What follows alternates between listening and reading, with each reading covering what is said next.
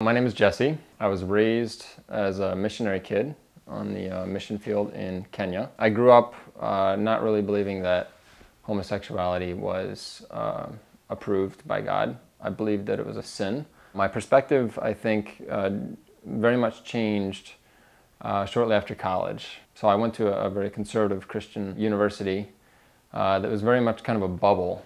And even though we discussed these issues a lot and tried to act in love and try to sort of theoreticize about, what does love towards the gay community look like? Love the sinner, hate the sin. But none of us really practically engaged with anyone in the homosexual community on a regular basis. So it was all just hypothetical. I started to be challenged in my thinking when I was living on my own.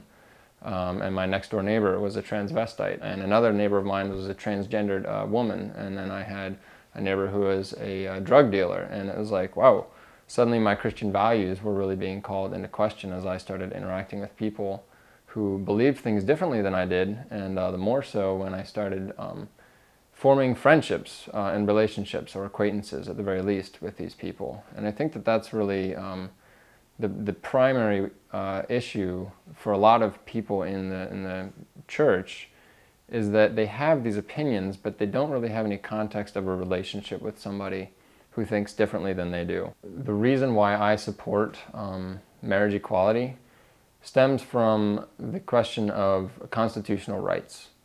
I guess if you're going to disagree with marriage equality on religious grounds, then that's one thing. But if you're going to put a law that restricts people from celebrating their love for each other, and you're going to call that constitutional, I just don't understand how we can justify that in our country today. There's no aspect of the Constitution that suggests that gay people cannot be married, that people should not have equal rights. And so I think that constitutionally there is no rationale for why marriage equality should not exist for all people. So I guess another reason why I also support marriage equality, I am married. I've been married 6.5 years. I'm heterosexual. Love in any form, heterosexual or homosexual, is an extreme challenge, and it requires a tremendous amount of work. In my opinion, if people are willing to make that commitment where they are going to be in a monogamous relationship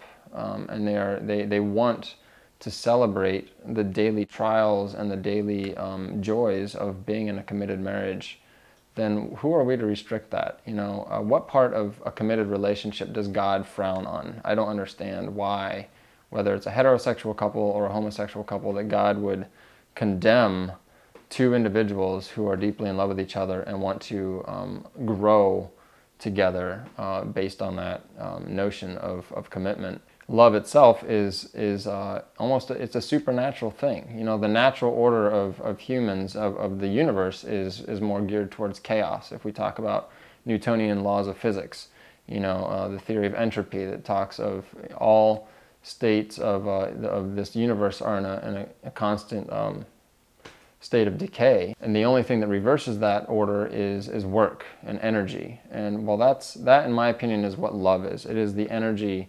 It is the work that must be done to undo racism and sexism and egotism and any sort of hatred that we encounter in this world. And the bottom line for me as a Christian is that that's what the work of Christ is all about. It was the love, His love, that sets right these things that are naturally geared towards a state of chaos. And if that's what love is, and people want to pursue that with each other, then I have to believe that God smiles on that. I am a believer, and I believe in marriage equality.